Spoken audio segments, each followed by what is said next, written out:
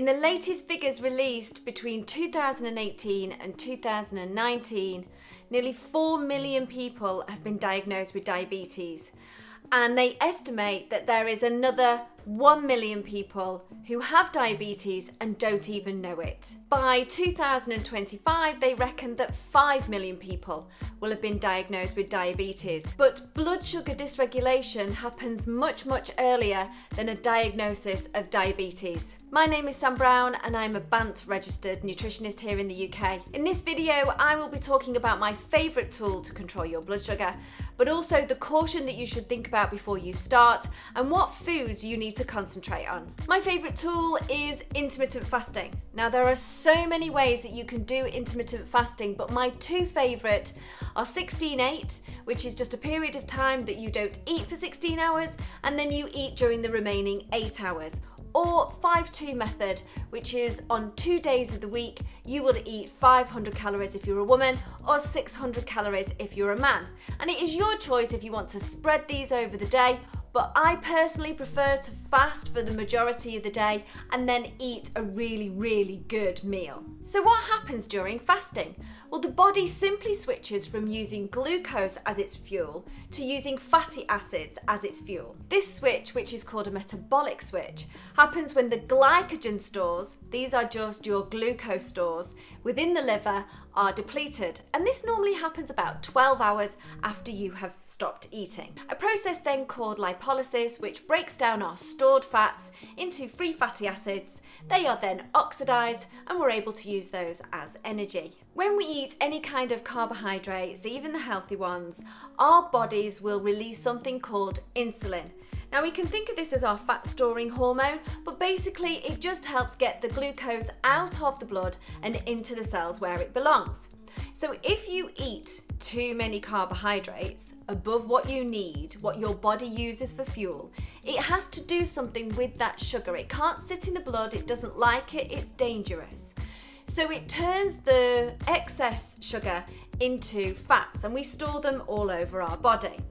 While insulin is present within our bodies, you cannot tap into your fat stores. So it is a fat storing hormone. So people with blood sugar dysregulation, whether you are really early on or you're full-blown diabetes, all have something in common, and that is insulin resistance. Now, insulin resistance is just where the cells have stopped listening to the signal from the insulin to take on that blood sugar into the cells. They're just not listening, and so it stays inside the blood, which is incredibly dangerous. It pushes all sorts of different ailments and especially inflammation. A period of fasting has been shown to improve blood sugar regulation and then also enable you to reach your health and wellness goals. So what are the cautions?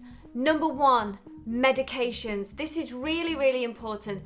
If you are on any kind of medication to help your blood sugar, whether that be you're taking insulin or you're taking a metformin or something along those kind of lines, you really must be very careful starting an intermittent fasting program, as you could have very serious hypoglycemic attacks. And so you must go and see your GP or your health professional before you embark on this journey and let them be able to follow you and take precautions with you. Number two, going in too hard.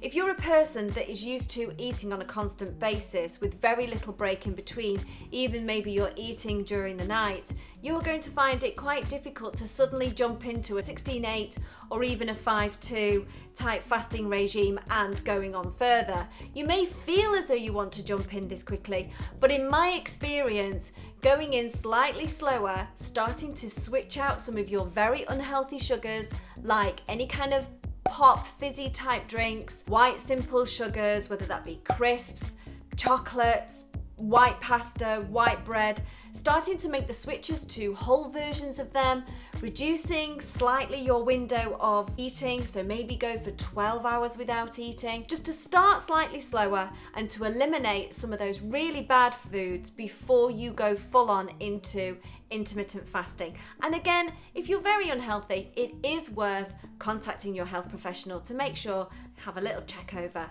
that you are good enough to go. So just to cover some signs and symptoms of hypoglycemia, this will be shaky, sweating, confusion, lightheadedness, dizzy, even feeling hungry can be a sign of low blood sugar. So what food groups should you be concentrating on then, especially as you break your fast, but even continuing into the day? And these are protein, fats, and fiber.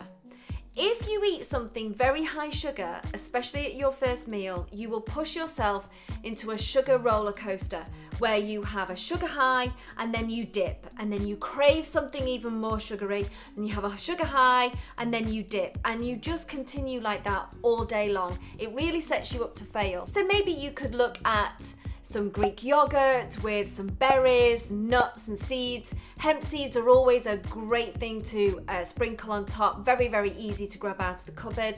Chia seed pudding, this is another one. There's loads of recipes out there. Something that is going to keep you satiated and fuller for longer. And when we include those protein, fats and fibers, we really do signal to our bodies that we are satiated and you avoid that roller coaster sugar highway. If you've enjoyed the information in this video, please click like and don't forget to subscribe and click the little bell icon so that you know when I release the next video. See you next week.